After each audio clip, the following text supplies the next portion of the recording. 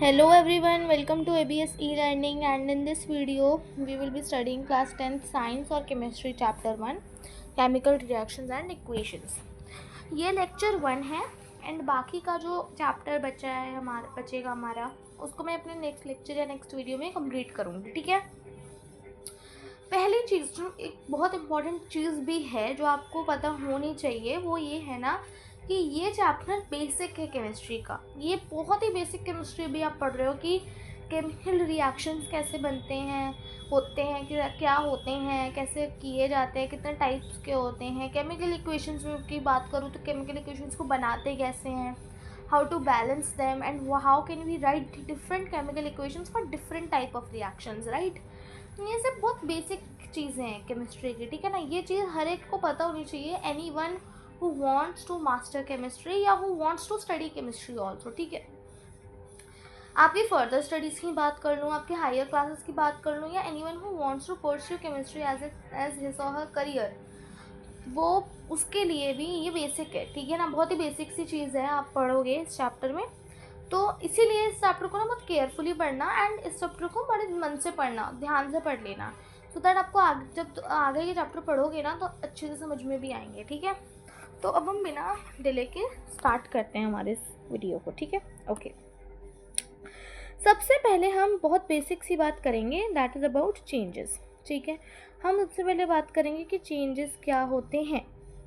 या चेंजेस तो हम बचपन से पढ़ते आ रहे हैं कि चेंजेस किन्हें कहा जाता है. चेंजेस को हिंदी में बदलाव बोला जाता है. राइट, बदलाव.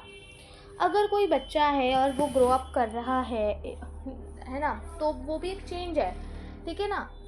अगर आप देख रहे हो कि आपकी मदर ने फ्रेश वेजिटेबल्स को कट किया एंड शी कुक देम, तो यार वो भी एक चेंज है, क्योंकि वो फ्रेश वेजिटेबल्स एक करी में चेंज हो जा रही है. राइट.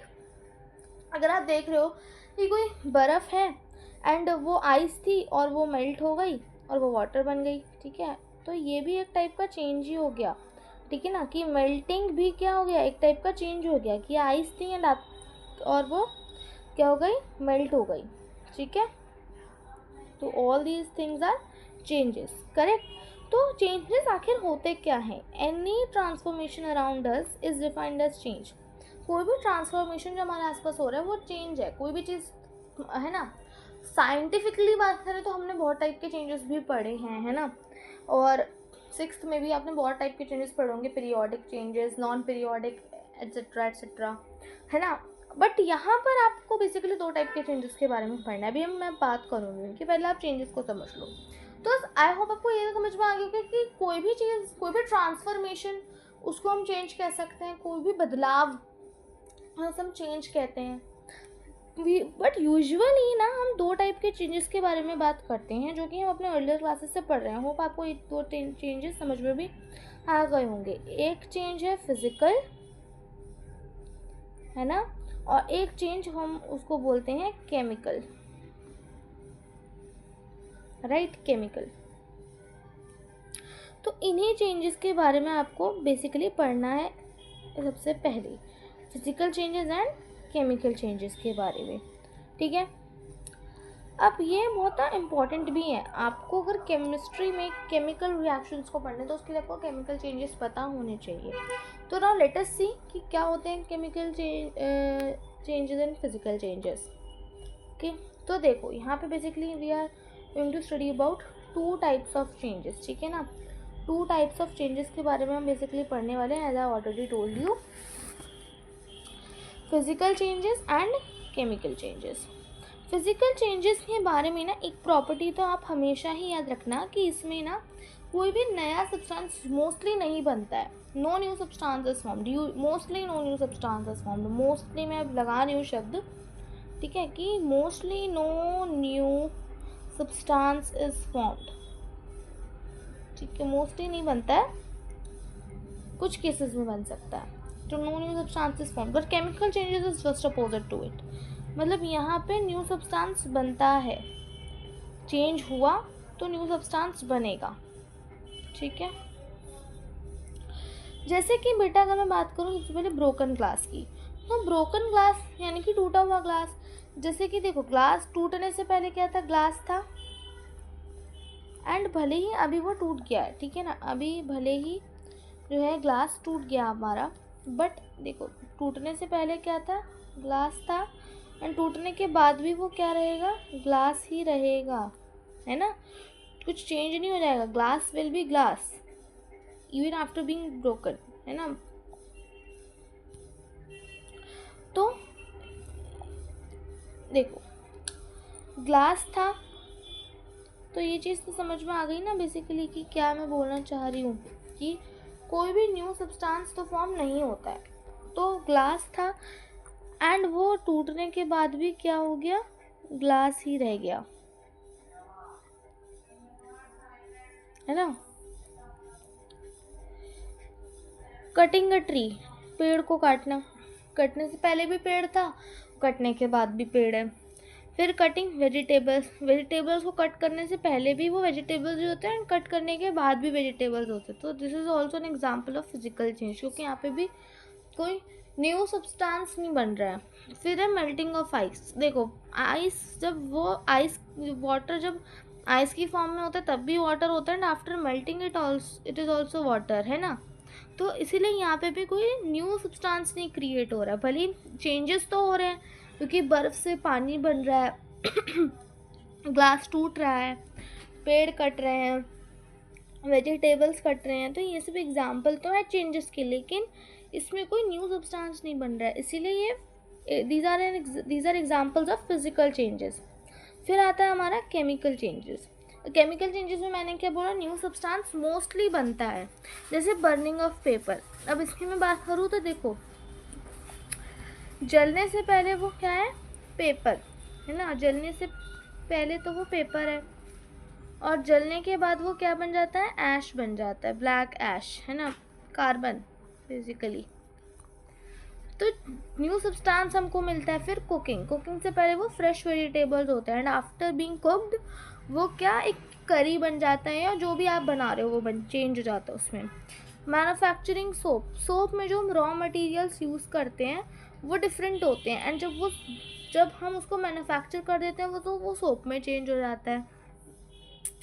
फिर rusting of iron, rusting of iron में फिर पहले सिंपल आयरन होता है, सिर्फ Fe होता है, but after being rusted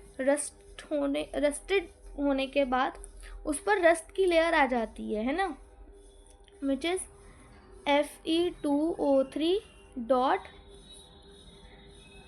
XH2O। ये फार्मूला होता है बेसिकली रस्ट का, तो ये रस्ट का फार्मूला होता है, इसमें चेंज हो जाता है आयरन। तो ये भी एक टाइप का चेंज है, चेंज का एग्जाम्पल तो है, बट किस टाइप का चेंज है, केमिकल चेंजेस है ये सारे, क्योंकि इसमें हमको क्या एक न्यू सब्सटेंस मिल रहा है।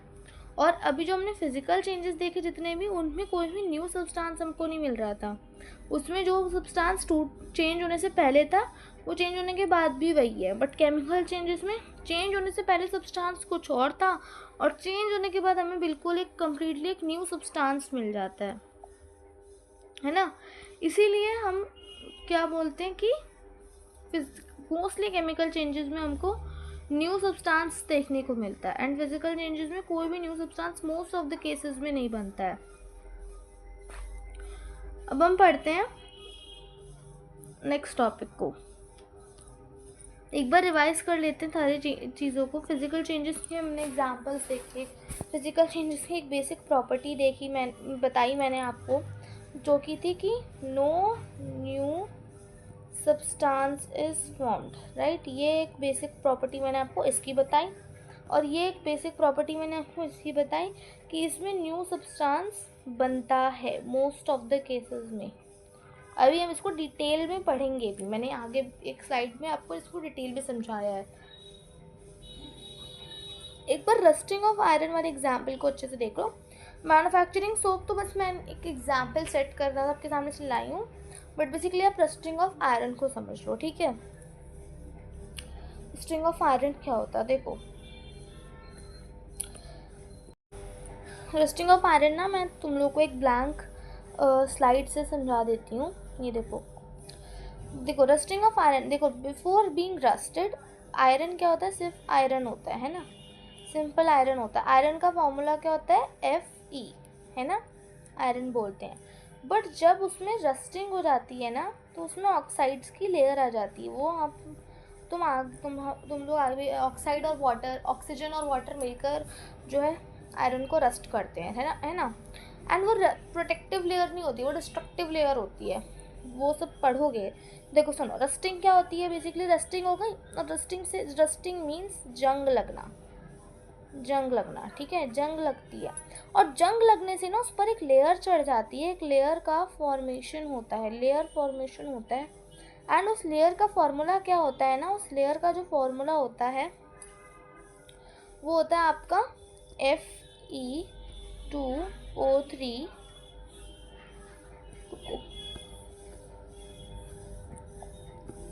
Fe2O3 dot XH2O, this is X, ठीक है, XH2O, ये फॉर्मूला होता है रस्ट का, ठीक है ना। और इस लेयर को हम कहते हैं रस्ट। समझ में आया?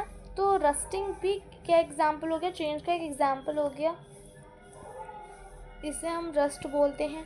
तो ये भी क्या है, ये पूरा भी तो एक क्या है, चेंज ही है ना, चेंज ही है, पूरा एक चेंज ही तो हो रहा है भाई। सिंपल आयरन था एंड आयरन फिर बाद में किस में चेंज हो गया, उसमें एक लेयर की फॉर्मेशन हो गई। एंड वो लेयर भी किसकी थी? Fe2O3 डॉट XH2O की वो लेयर थी। समझ में आया? ये क्लियर हो गया? चलो अब हम अपने नेक्स्ट टॉपिक को समझते हैं, ठीक है। Defining the two changes. Defining the two changes में मैं आपको बेसिक प्रॉपर्टीज और क्या होती हैं बेसिकली चेंजेस वो समझाऊंगी, ठीक है। तो देखो, डिफाइनिंग द टू चेंजेस, सबसे पहला आता है हमारा फिजिकल, फिर आता है केमिकल। फिजिकल चेंजेस को भी हम फटाफट से पढ़ लेते हैं। देखो फिजिकल चेंजेस में क्या होता है, no new substances formed as I said यार। देखो फिर एक एग्जांपल ले लो, ग्लास था एंड आफ्टर बीइंग ब्रोकन वो ग्लास ही रह गया, है ना, कोई न्यू सब्सटेंस नहीं बना। सही बात है कि नहीं? सही बात है। चलो अब आगे देखो, मोस्टली रिवर्सिबल होते हैं। अब ये चीज़ देखो, मोस्टली रिवर्सिबल का मतलब क्या है। देखो अगर मैं आप तुम लोगों से, देखो जैसे कि हमने बहुत सारे एग्जाम्पल, एक एग्जाम्पल लेते हैं, चलो एक ब्लैंक स्लाइड लेती हूँ। देखो रिवर्सिबल और इरिवर्सिबल को भी समझ लो, ठीक है ना। रिवर्सिबल समझो, देखो मेल्टिंग ऑफ आइस का एक एग्जाम्पल लेते हैं। मेल्टिंग ऑफ आइस, है ना। मेल्टिंग ऑफ आइस में क्या होता है, बिफोर बीइंग मेल्टेड, क्या होता है बिफोर बीइंग मेल्टेड, देखो आइस होती है ना, और फिर जब आइस मेल्ट हो जाती है तो वो सिंपल वाटर बन जाती है। स्टेट का डिफरेंस क्या है कि ये होती है सॉलिड स्टेट में और ये होती है लिक्विड या फ्लूइड स्टेट में, है ना। लिक्विड स्टेट में और ये होती है सॉलिड स्टेट में। अब मेल्टिंग ऑफ आइस से क्या होता है, जब ये मेल्ट होती है तो मेल्टिंग से ये पानी में चेंज हो जाती है ना। बट क्या मैं इसको वापस से सॉलिडिफाई नहीं कर सकती इस पानी को? बिल्कुल कर सकती हूँ। मैं इस पानी को वापस से उन आइस क्यूब्स का जो कास्ट्रे होता है उसमें रखकर और मैं उसको वापस से आइस बना सकती हूँ, है ना। तो देखो इस वाटर को वापस से आइस बनाया जा सकता है ना, यानी कि इस चेंज को रिवर्स किया जा सकता है, रिवर्स किया जा सकता है। तो इस ऐसे चेंजेस को रिवर्सिबल बोला जाता है, जिनको रिवर्स कर सकते हैं हम। यानी कि देखो आइस थी, आइस वाटर में चेंज हो गई और वाटर को वापस से आइस में चेंज किया जा सकता है, तो इनको हम रिवर्सिबल बोलते हैं, करेक्ट। और इरिवर्सिबल का मतलब क्या हो गया, जो कि केमिकल चेंजेस होते हैं। इरिवर्सिबल उसका मतलब क्या होता है, जो कांट बी रिवर्स्ड। ये तो समझ में ही आ गया होगा, जिसको रिवर्स नहीं किया जा सकता। नहीं समझ में आया तो डोंट वरी, मैं आपको दोबारा एक स्लाइड लेके समझाऊंगी, ठीक है। चलो अभी देखो, तो मोस्टली रिवर्सिबल का समझ में आ गया। The substance that undergoes a change retains its properties. ये भी एक इम्पॉर्टेंट प्रॉपर्टी है फिजिकल चेंजेस की। क्या होती है कि जो सब्सटेंस भी चेंज हो रहा होता है वो अपनी प्रॉपर्टीज़ को मेंटेन रखता है, ठीक है ना, वो उसकी प्रॉपर्टी वही रहती है। जैसे कि इसको भी समझ लो, आइस थी, है ना, चेंज क्या हुआ, मेल्टिंग का चेंज हुआ, मेल्टिंग हुई, है ना, और मेल्ट होने के बाद वो बन गई वाटर।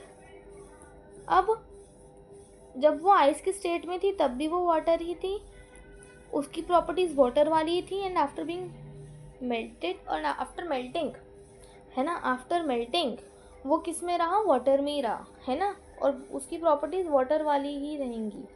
तो इसीलिए हम क्या बोलते हैं कि अपनी प्रॉपर्टी को रिटेन्ड रखता है सब्सटेंस जो भी अंडरगो करता है चेंज को, ठीक है ना। तो समझ में आ गया। फिर टेम्पररी चेंज, ये एक सिंपल सा पॉइंट है, इसको ज़्यादा याद मत रखो। टेम्पररी चेंज होता है mostly in most of the cases. मतलब टेम्पररी चेंज कैसे, भाई ऑब्वियस ही बात है, टेम्पररी चेंज है कि नहीं, मेल्टिंग ऑफ आइस। अगर अभी आइस कोई मेल्ट हो करी मैंने, ठीक है, मेल्टिंग ऑफ आइस क्या टेम्पररी तो है, टेम्पररी नहीं है भाई। वाटर था, सॉरी देखो, वाटर था, वाटर को आइस क्यूब में चेंज किया, एंड आइस को फिर मेल्ट किया और उसको वापस वाटर बना दिया।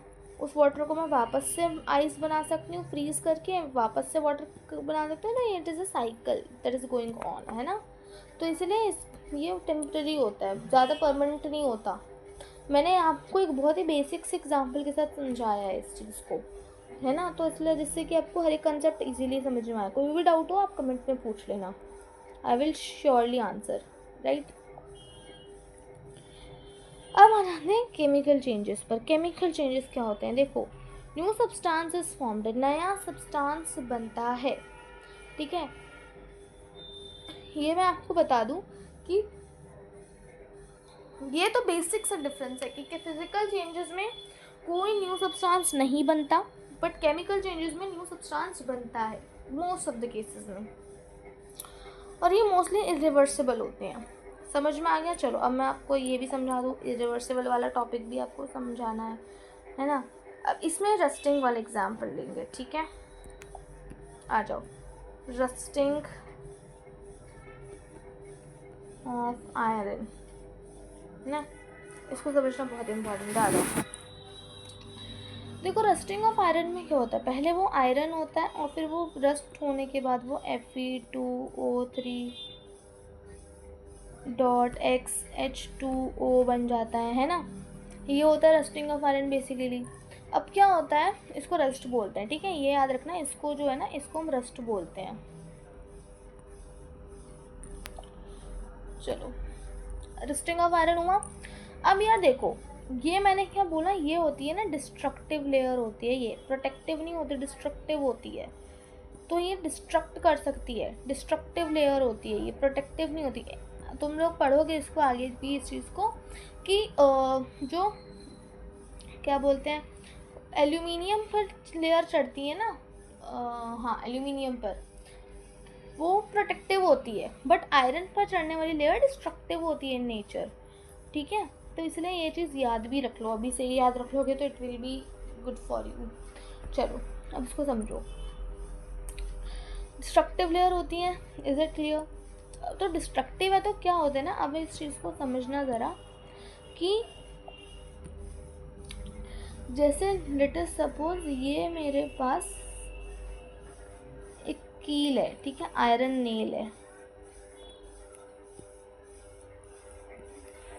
अब मैं इसको आपको येलो कलर से दिखाती हूँ। मान लो इस पर ये लेयर चढ़ गई, ठीक है, ये रस्ट की लेयर है, ये रस्ट की लेयर है। अब डिस्ट्रक्टिव का मतलब क्या होता है ना, जब आप इसको झाड़ोगे तो ये झड़ जाएगी, ठीक है ना, ये स्टिकी नहीं होती है, चिपकती नहीं है, एकदम झड़ जाती है, ठीक है, झड़ जाएगी। अब बट जब झड़ जाएगी ना तो आपका जो उस आयरन है ना वो कम होता जाएगा धीरे धीरे। जैसे इतना लंबा था तो अब आयरन इतना हो जाएगा और इतना हो गया, ठीक है, और पहले कहाँ इतना लंबा बड़ा था। समझ में आ गया। तो ये डिफरेंस होता है, रस्टिंग से ये डिफरेंस आ जाता है। अब आयरन नेल मेरा ऐसा हो गया, छोटा हो गया। क्यों छोटा हो गया? क्योंकि उसने decreases the quantity, decreases the amount of iron, ठीक है, आयरन के अमाउंट को कम कर देता है, क्योंकि डिस्ट्रक्टिव है ना नेचर में। एज आई सेड, रस्ट कैसी होती है? डिस्ट्रक्टिव लेयर होती है ना, इसीलिए। समझ में आ गया आपको? चलो अब इसको हम समझते हैं। ये समझ में आ गया ना। अब इसमें देखो next, new substance that are formed have different properties. New substance जो बनता है ना, उसकी डिफरेंट प्रॉपर्टीज होती है। अब न्यू डिफरेंट प्रॉपर्टीज होती हैं, इसको कैसे समझाएं? तो इसका भी एक एग्जांपल ले लेते हैं। जैसे कि देखो, अब मैं आपको एक एग्जांपल देती हूँ, लाइक हाँ, बर्निंग ऑफ पेपर का।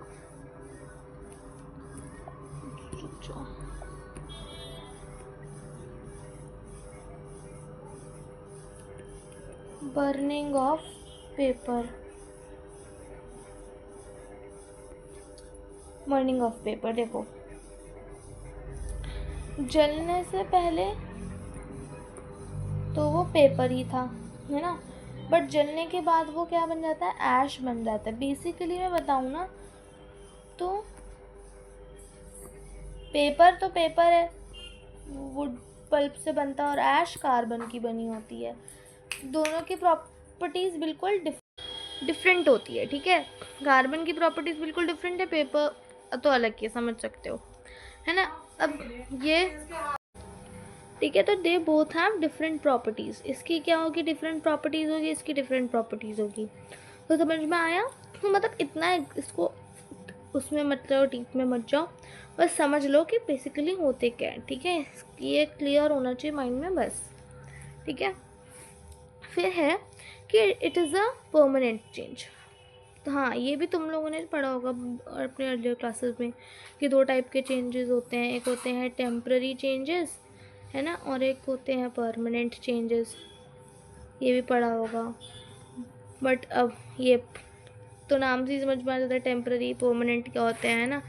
इतना तो समझने की ज़रूरत भी नहीं है। परमानेंट चेंज क्या होते हैं वो समझ जाओगे, है ना।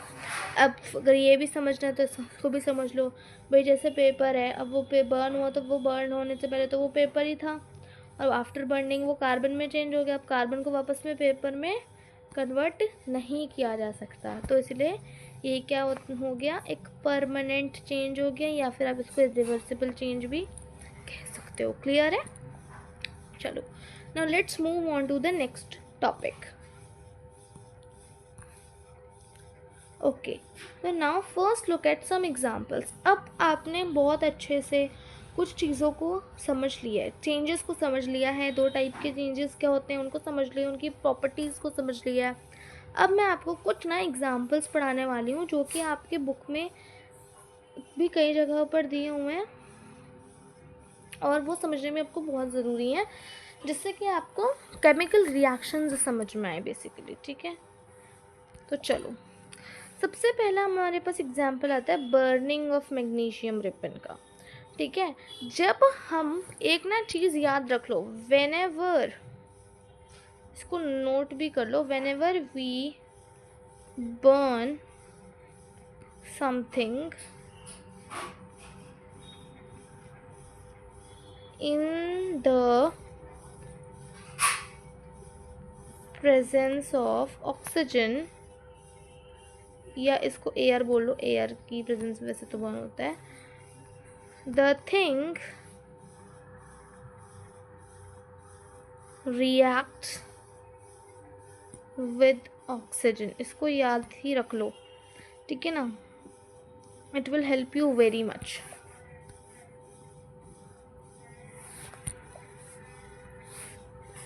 with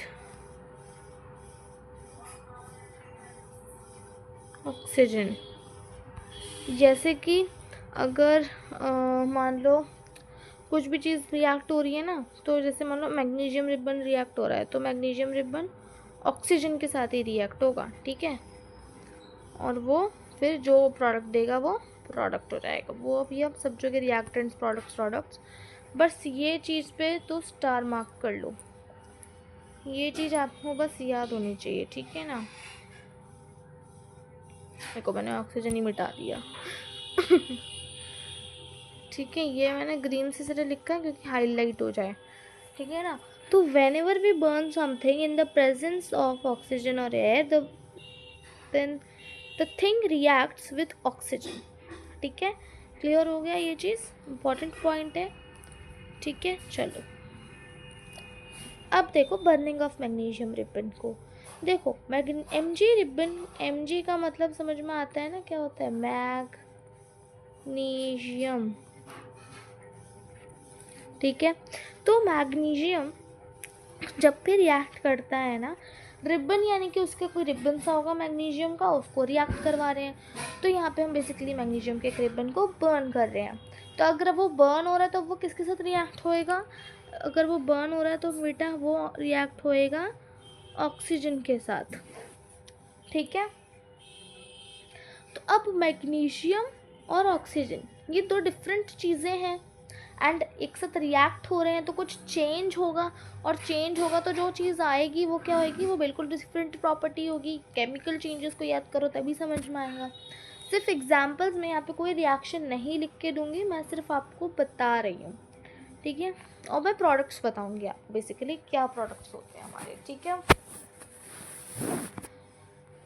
तो देखो ये समझ में आ गया कि burning of MG ribbon, magnesium है हमारे पास, ठीक है, मैग्नीशियम था और वो ऑक्सीजन था हमारे पास, और ऑक्सीजन और मैग्नीशियम आपस में रिएक्ट होंगे। ऑक्सीजन कैसे था हमारे पास, क्योंकि वो चीज़ बर्न हो रही है, and whenever we burn something it reacts with oxygen, है ना। मैंने आपको ये चीज़ पहले ही समझा दी है, ठीक है।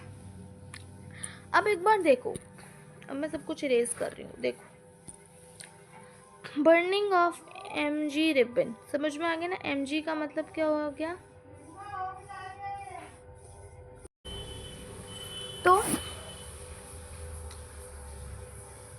ये तो मैग्नीशियम है, ये तो आपको क्लियर हो गया, ठीक है।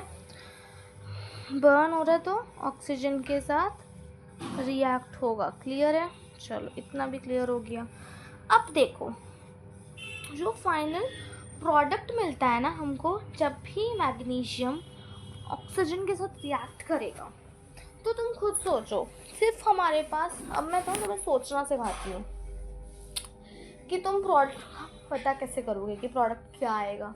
वैसे ना मैं पहले बता दूँ, कोई भी इस टाइप का क्वेश्चन नहीं आता कि प्रोडक्ट क्या आएगा, how to identify the product, ये कभी भी नहीं आता, क्योंकि जब आप रिएक्शन करते हो ना तभी आपको समझ में आ जाता है। बेसिकली रटी रटाई इक्वेशंस नहीं आती हैं बोर्ड्स में भी, ठीक है। With my experience, from my experience I am telling this to you, ठीक है। अब देखो प्रोडक्ट क्या आएगा, बेसिकली इस टाइम पर जो प्रोडक्ट आता है ना, वो प्रोडक्ट क्या होएगा, वो होएगा मैग्नीशियम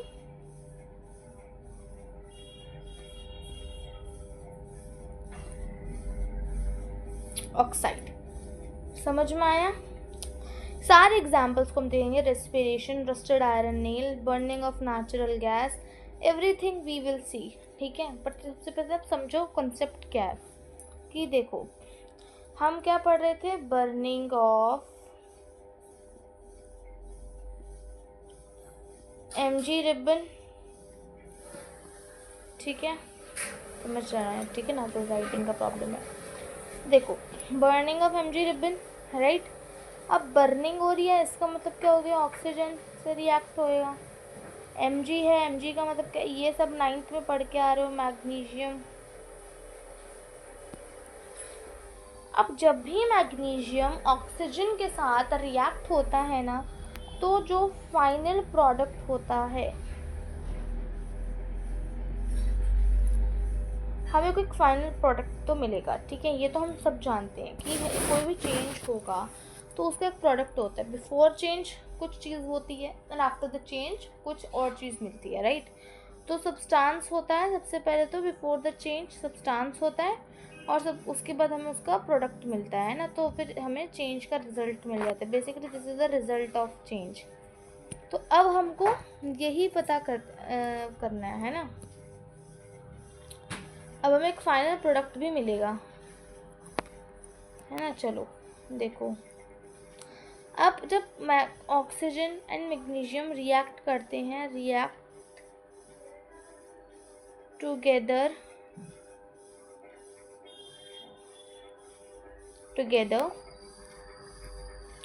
तो हमको क्या प्रोडक्ट मिलता है?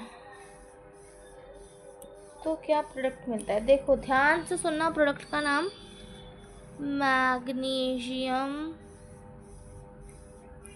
ऑक्साइड।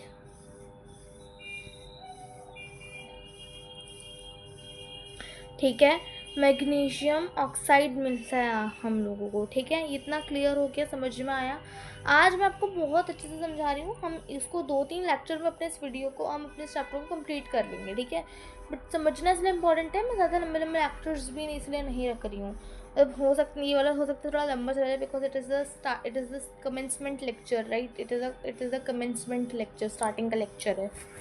तो देखो मैग्नीशियम ऑक्साइड मिल गया, तो ये है हमारा क्या प्रोडक्ट। समझ में आया? तो ये मिला है हमें बेसिकली।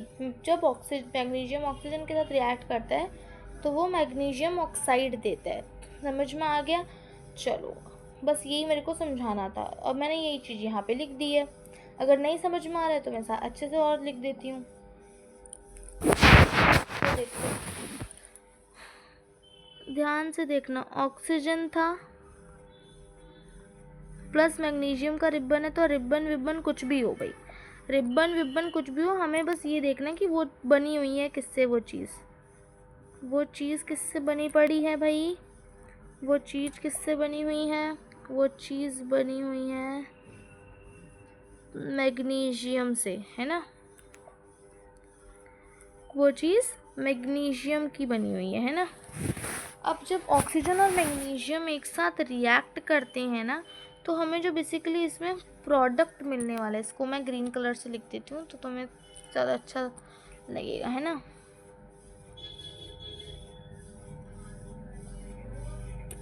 अरे यार क्या हो रहा है, देखो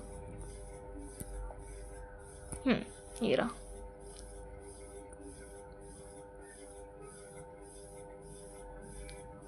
प्रोडक्ट मिलता है, वो क्या होगा? प्रोडक्ट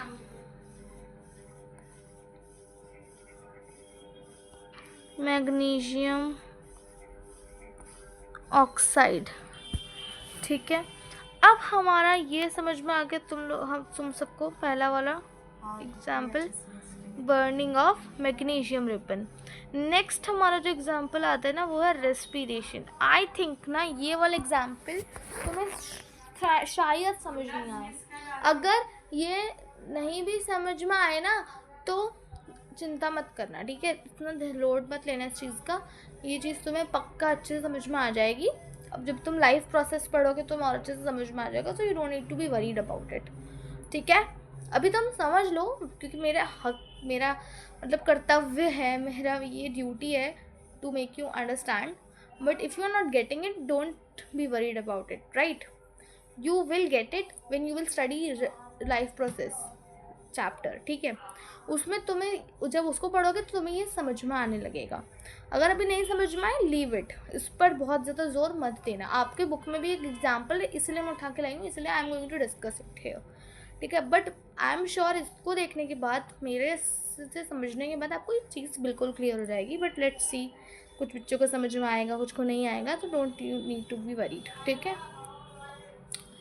चलो देखते हैं।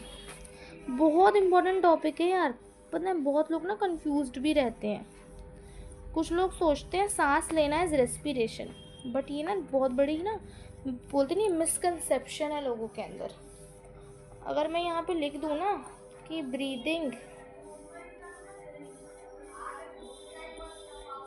Is not equal to respiration,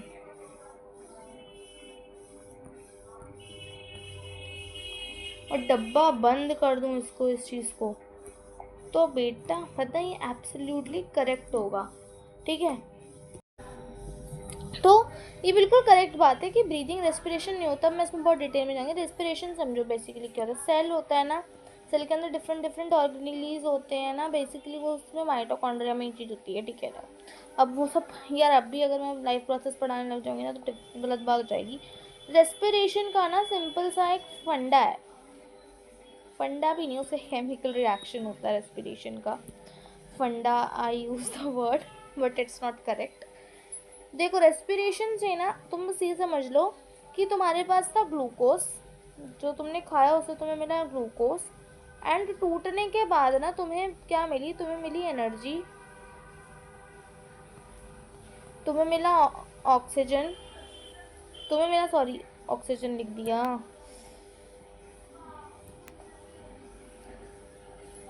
तुम्हें मिली वाटर प्लस कार्बन डाइऑक्साइड, ये है रेस्पिरेशन।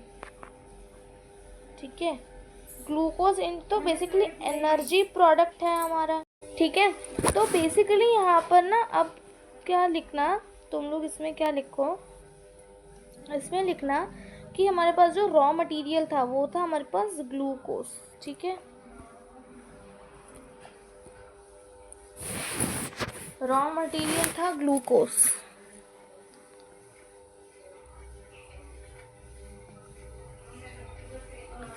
और उसके बाद जो प्रोडक्ट मिला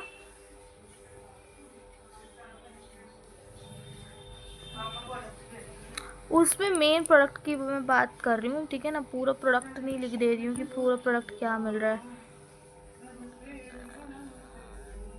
एनर्जी। ठीक है, तो ये भी एक टाइप का रिएक्शन, चेंज तो हो ही रहा है, ग्लूकोज से एनर्जी बन रही है, इसमें ऑक्सीजन मैग्नीशियम से मैग्नीशियम ऑक्साइड बन रहा है। तो ये एग्जाम्पल ज़रूर देख लेना, इंपॉर्टेंट एग्जाम्पल्स मैं करा रही हूँ। ठीक है, फिर एक आ गया रस्टेड आयरन नेल, ये ना 2024 to 2025 वाला जो बैच है उसके में भी इससे रिलेटेड एक क्वेश्चन तो आया था। ठीक है, रस्टेड आयरन नेल।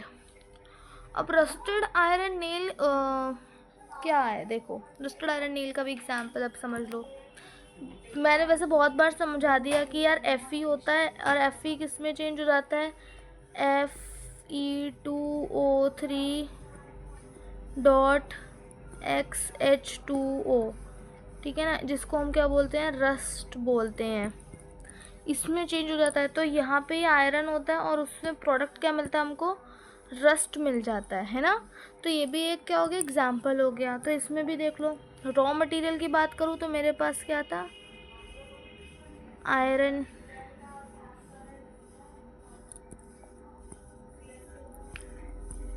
है ना, जिसका फॉर्मूला होता है Fe, और उससे मेरे को प्रोडक्ट क्या मिल रहा है वो मैटर करता है। ठीक है ना, वो समझ लो पहले प्रोडक्ट क्या मिल रहा है। प्रोडक्ट क्या मिला, देखो प्रोडक्ट मिल रहा है रस्ट। रस्ट का मैं पूरा नाम लिखूंगी ना तो बहुत बड़ा नाम है, उस पर मत जाओ।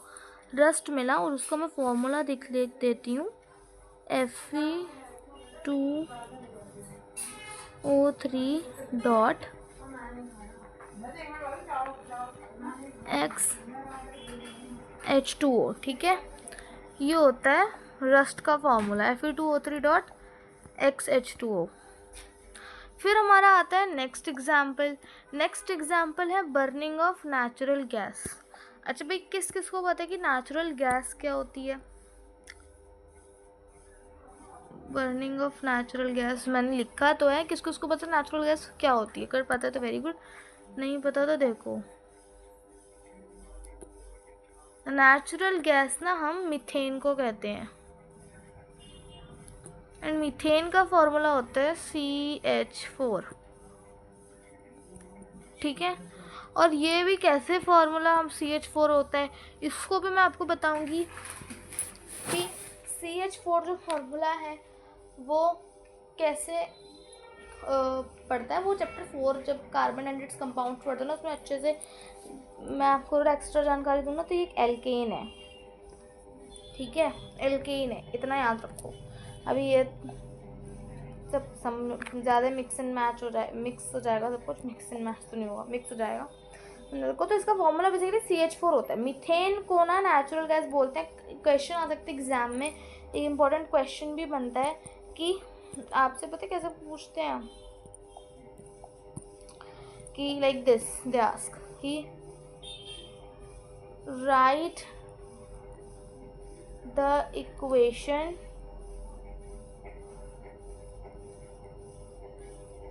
फॉर बर्निंग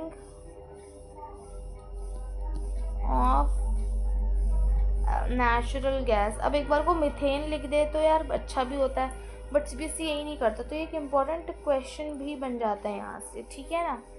तो यहाँ पे आप क्या लिखोगे, सबसे पहली बात तो आप आइडेंटिफाई करो नेचुरल गैस किसको कहते हैं, मीथेन को कहते हैं, ठीक है ना। नेचुरल गैस किसको कहा जाता है, मीथेन को। एंड इसका फॉर्मूला क्या होता है, CH4। अब इसका बर्निंग हो रहा है, तो बर्निंग किस जब होता है तो किसके साथ रिएक्शन होती है, ऑक्सीजन। गांठ बांध के रख लो ये बात, ठीक है। तो बस लिख देना, आपको आपका आंसर हो जाएगा। रिएक्शन लिखना मैं आपको सिखाऊंगी नेक्स्ट वीडियो में, लेकिन ठीक है आज सिर्फ मैं आपको एग्जाम्पल्स समझा रही हूँ। कुछ एग्जाम्पल्स तक हम पढ़ेंगे और इन एग्जाम्पल्स को रिवाइज कर लेना है मेरा नेक्स्ट लेक्चर देखने से पहले, और फिर जब उस लेक्चर को देख लोगे ना तो एकदम क्रिस्टल क्लियर हो जाएगा दिमाग में कि अच्छा ये होते केमिकल रिएक्शन। अभी सिर्फ याद रखो क्या केमिकल रिएक्शन, क्या केमिकल रिएक्शन, कुछ नहीं पढ़ना है, सिर्फ अभी तो हमने चेंज पढ़े या कुछ एग्जाम्पल्स देखे हैं, ठीक है। ठीक है, समझ में आया ना।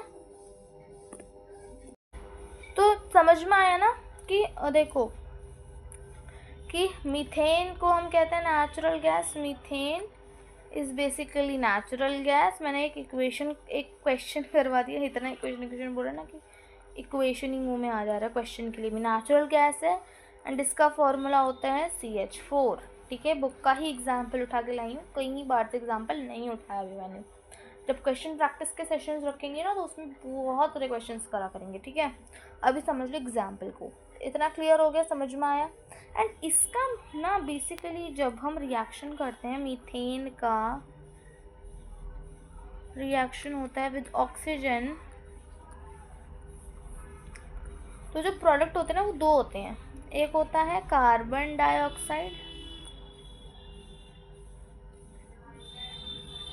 प्लस मिलता है वाटर,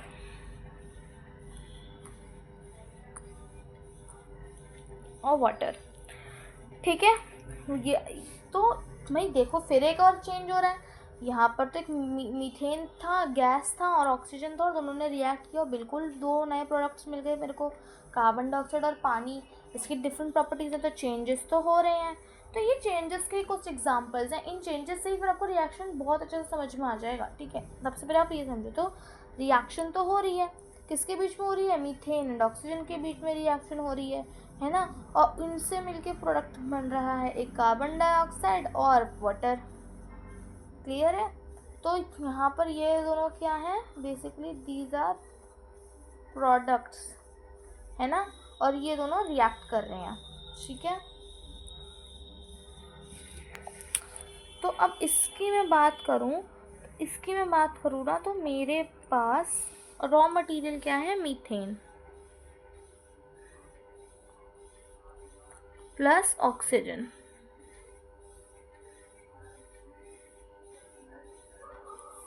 ठीक है। और अगर मैं बात करूं प्रोडक्ट की,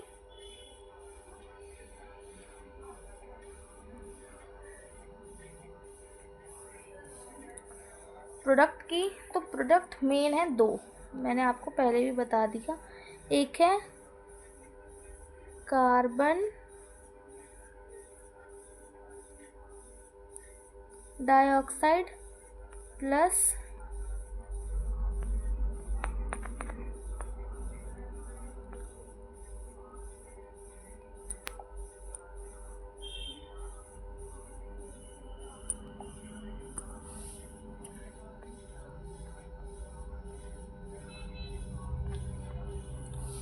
जाओ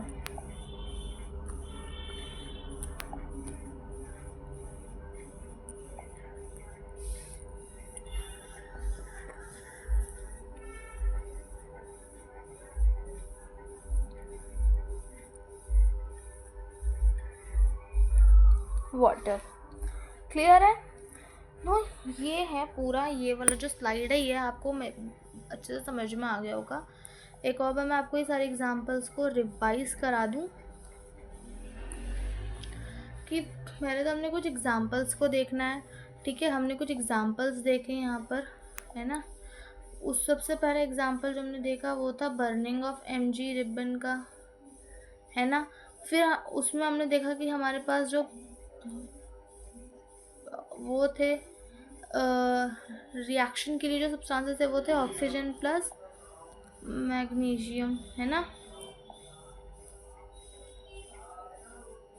ऑक्सीजन प्लस मैग्नीशियम, ये वाला कलर सही नहीं है, इसको देखो, ऑक्सीजन प्लस मैग्नीशियम, है ना। उससे प्रोडक्ट क्या मिला हमको, मैग्नीशियम ऑक्साइड, है ना, सही है। फिर हमारे पास दूसरा एग्जांपल हमने लिया रेस्पिरेशन का, उसमें हमारे पास मेन रॉ प्रोडक्ट क्या था, ग्लूकोज, प्रोडक्ट क्या मिला हमको, एनर्जी। फिर था हमारे पास दूसरा एग्जांपल रस्टेड आयरन नेल का, जंग लगी हुई कील का, उसमें रॉ प्रोडक्ट क्या था हमारे पास, आयरन Fe, और प्रोडक्ट क्या मिला हमको, रस्ट Fe2O3.XH2O, ठीक है। कहीं भी नोट्स में कुछ नहीं मिल रहा हो तो हम मुझसे कमेंट में पूछ लेना, मैं आपको आंसर दूंगी, ठीक है। फिर लास्ट एग्जांपल जो हमने देखा वो था बर्निंग ऑफ नेचुरल गैस का, जिसमें हमने जो रॉ प्रोडक्ट्स थे वो थे methane plus oxygen, right. And जो प्रोडक्ट मिला हमको वो था carbon dioxide plus water, clear है। अब हमारा यहाँ पर हमने बहुत सारे एग्जांपल्स को देख लिया है, ठीक है ना। यहाँ पे बहुत सारे एग्जांपल्स मैंने आप लोगों को समझाए भी हैं,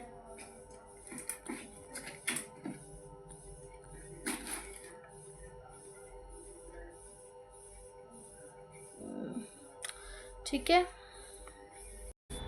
तो मैंने आपको ये 4 एग्जांपल सिखाए, बर्निंग ऑफ एमजी रिबन का, रेस्पिरेशन का, रस्टेड आयरन नेल का, और चौथा बर्निंग ऑफ नेचुरल गैस का। होप आपको ये सारे एग्जांपल समझ में आए होंगे। अब हमने क्या क्या पढ़ा है, हमने सबसे पहले पढ़ा था, देखो अब मैं एकदम स्टार्टिंग से पढ़ाऊँ तो हमने सबसे पहले पढ़ा था चेंजेस के बारे में, फिर कि चेंजेस क्या होते हैं, उसके बाद हमने पढ़ा टाइप्स ऑफ चेंजेस के बारे में, फिजिकल चेंजेस, केमिकल चेंजेस। उसके बाद हमने दोनों चेंजेस को अच्छे से डिफाइन किया, उसके बाद हमने कुछ एग्जांपल्स देखे, बस इतना ही किया आज हमने। अब कल की वीडियो में हम जो है ना केमिकल रिएक्शंस क्या होते हैं, इक्वेशंस, बैलेंसिंग, इसको कंप्लीट करेंगे, और उसके बाद की वीडियो में हम टाइप्स ऑफ रिएक्शंस पढ़ेंगे, ठीक है। आज मैंने आपको बिल्कुल बेसिक्स बताया इस चैप्टर की, मैंने कुछ सिर्फ और सिर्फ याद रखना यार, ये ना मैंने कुछ तुम लोगों को सिर्फ एग्जाम्पल्स बताए हैं, ठीक है। इसको इतना हार्ड मत ले लेना कि मेरे को एग्जाम्पल समझ में नहीं आया तो मैं ये नहीं देखता हूँ, इस चैप्टर को नहीं करता हूँ, डरना मत, चैप्टर बड़ा ही आसान सा चैप्टर है, ठीक है, और कोई डरने वाली बात भी नहीं है इस चैप्टर में। And these are only examples, ठीक है। तो thank you for watching today's video. अगर पसंद आई तो यार लाइक कर देना and share with your friends also, so that they can also access my videos, and please promote my videos, share these videos, comment below so that I will get your feedback and I will try to use your feedback for enhancing my videos, right? So thank you for watching, and I'll see you in the next video. Thank you and bye.